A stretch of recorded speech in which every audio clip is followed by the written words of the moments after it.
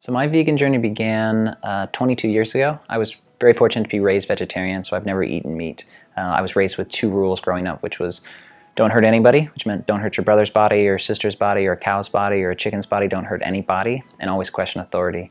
And I was turned on to punk rock music, and there was a punk hardcore band called Earth Crisis, and they talked about veganism. And I realized through that band how dairy industry treats cows and how the egg industry treats mother hens. And I thought, I'm hurting bodies if I'm consuming dairy and eggs because those mothers have their babies taken away and all their male offspring are killed. And so that's how it started for me. It was purely just for ethics.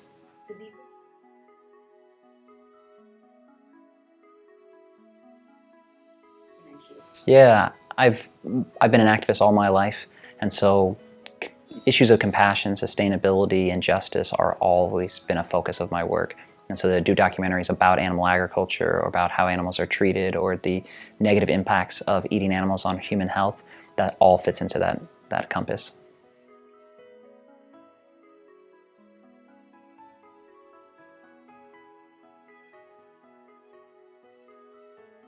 Forthcoming. Yeah, probably one of the biggest challenges with making What the Health was getting interviews with the organizations. In the film, we posed the question, why do these large health organizations in the United States advocate people to eat animal products, even though those animal products are directly linked to the diseases they're supposed to be fighting against?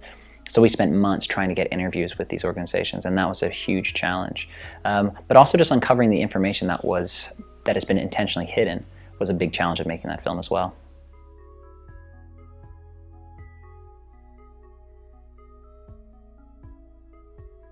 Big agriculture has huge influence over our food system. They control what we are advertised with, what food is available, the price of food, and that's around the world. You have big companies like Cargill who control massive parts of the food sector, both for animal products but also commodity grains like corn, rice, soy, wheat.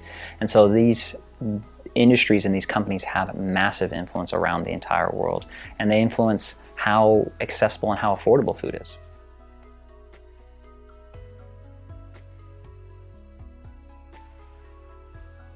I think the mainstream media is really afraid to talk about meat consumption and animal consumption because you look at who advertises, who supports those companies. If they talk negatively about these industries, they're going to potentially lose their supporters. And so it's about money, I think, is the real reason why we're not seeing mainstream media talk about animal consumption.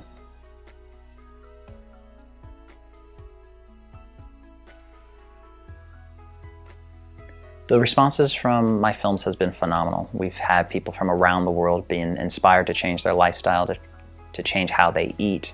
And the response, particularly from students, has been huge.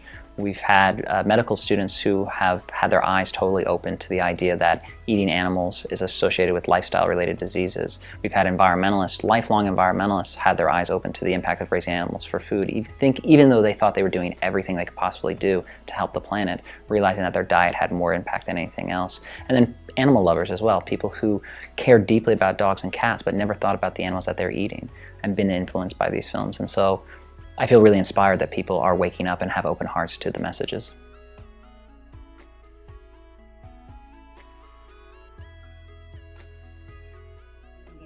Yeah, animal agriculture affects the entire world. You can look at India, for example, has the largest dairy herd in the entire world. There's more cows here than anywhere else in the world. There's about 30 million more cows in India than there is in the next closest country. So the impact to the environment is massive in India. India has the highest deforestation rates in the world. It's up to 95% of all old growth forests in India have been cleared. And the remaining forest that is here is heavily degraded due to raising animals in those forests. So you have cows, pigs, and chickens who are grazing underneath the canopy, and they're degrading the forest further. So the environmental impact is massive. To human health is also big. India has the largest type 2 diabetes population in the whole world. And so this high dairy consumption, even more than meat, is having a big impact on people's health. Yeah, so I'm currently working on a follow-up to What the Health. It's called Hungry for Justice, and it looks at food justice. It's about food access in the United States. In the US, there's a huge disparity between African Americans' rate of disease and Caucasian Americans.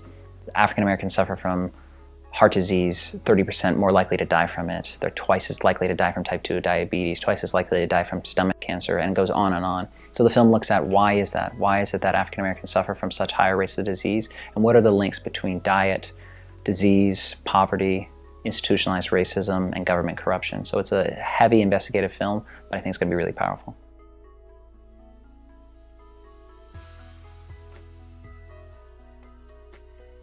A more sustainable form of agriculture would be localized, plant-intensive, calorie-dense agriculture. So things like soybeans. Soybeans produce more protein per pound than any other plant that we cultivate.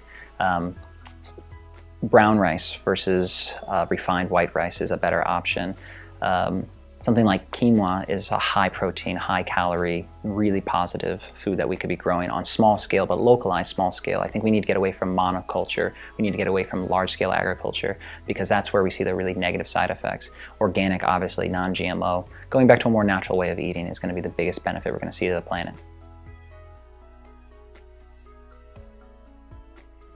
I think India is ready for a vegan movement more than probably any other nation on earth. You have one of the largest vegetarian populations on the planet is in India. So those are people who already are aware on some level of the importance of respecting animals, caring for the environment, caring for their own health.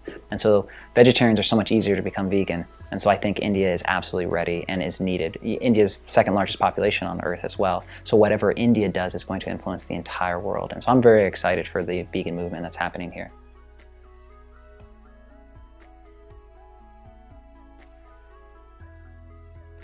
Yeah, I mean, you can look at countries who have had really high amounts of animal consumption and how quickly they've changed. You can look at Germany, for example, which is a huge meat-consuming country, ate more meat per capita than almost any country in Europe, and they've switched over. More people of their population is vegan than almost any other nation in Europe.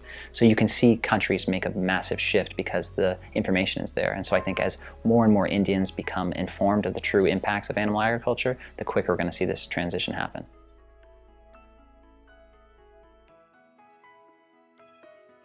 You know, to be honest, my favorite vegan dessert is banana ice cream. So I take frozen bananas, blend them up with peanut butter or cashew butter, and that's my favorite. It's a super healthy, super easy, and delicious way of having a dessert.